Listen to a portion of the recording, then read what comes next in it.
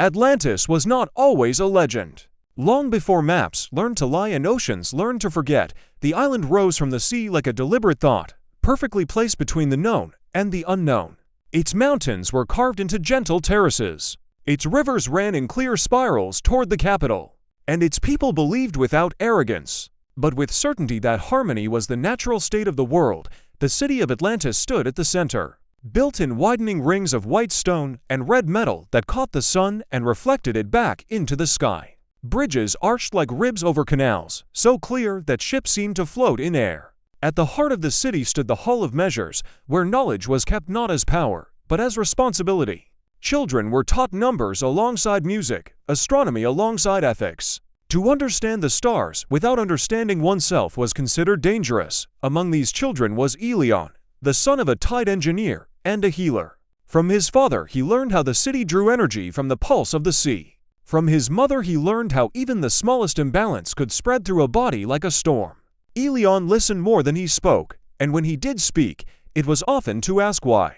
Why did the crystals hum louder at night? Why did the sea feel restless during certain alignments of the moon?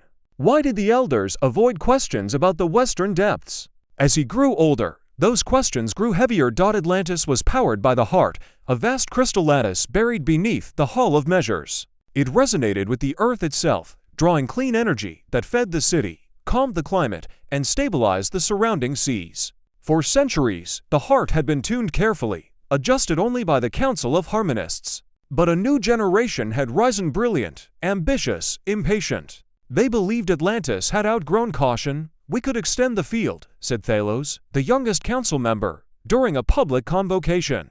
"Calm the oceans beyond our borders. End storms. End famine. We have the means. Why should restraint be mistaken for wisdom?"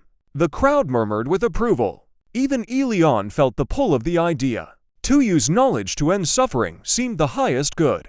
Yet when he glanced at his mother, he saw fear not of change, but of speed. That night, Aelion descended into the lower archives, where old records were stored on crystal tablets no longer used.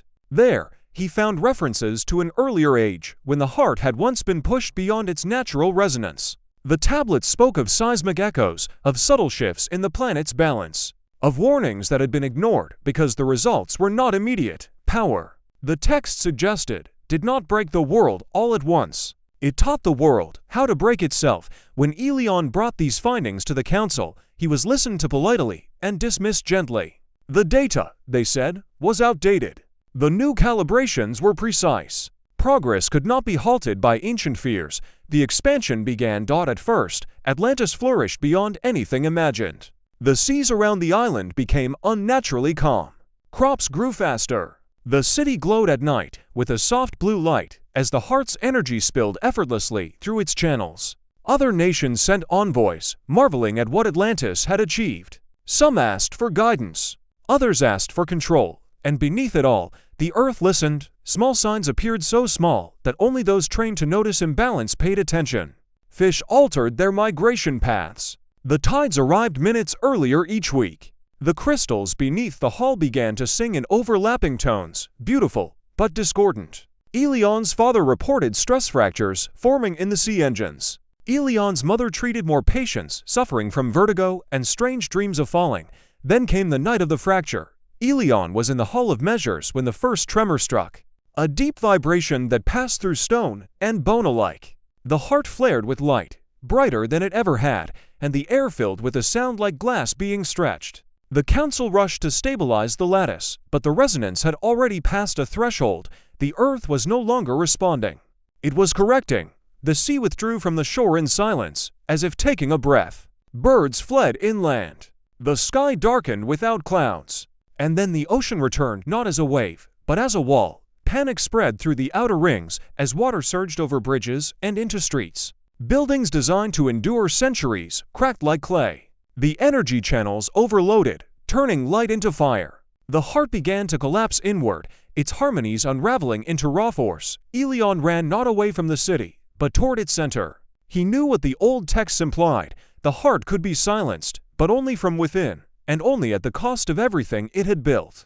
He found his parents in the chaos, and there were no words left for farewell. Only understanding together with a small group of engineers and harmonists who had finally understood the truth, Aelion descended into the core chamber. The crystal lattice was breaking apart, each fracture sending shockwaves through the island. They retuned the heart not to power, but to rest, collapsing its field back into the earth. The moment the resonance broke, the energy vanished. Atlantis lost its light, its engines, its balance all at once. Without the heart holding the tectonic plate steady, the island began to sink. Not violently, but inevitably, as if the sea had simply been waiting. From the hills above the city, those who survived watched Atlantis disappear ring by ring. Towers slid beneath the surface. Canals became graves of reflected sky. The Hall of Measures was the last to fall, the heart dimming to darkness as water closed over it. By dawn, there was nothing left but open ocean. Generations passed. Survivors carried fragments of the story to distant lands, but memory eroded faster than stone.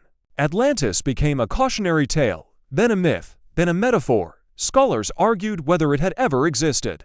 Sailors claimed to hear bells beneath the waves. Dreamers spoke of a city of light, lost to pride.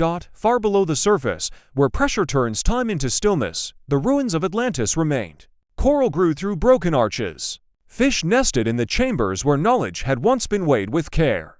And deep beneath it all, the heart slept not dead, but quiet. Its resonance returned to the slow, patient rhythm of the planet. The earth remembered, and sometimes, on nights when the sea is unnaturally calm and the stars align just so, the water above those depths seems to glow faintly, as if reminding the world that wisdom is not the absence of power, but the courage to set it down. Atlantis was not destroyed by the ocean. It was returned to it.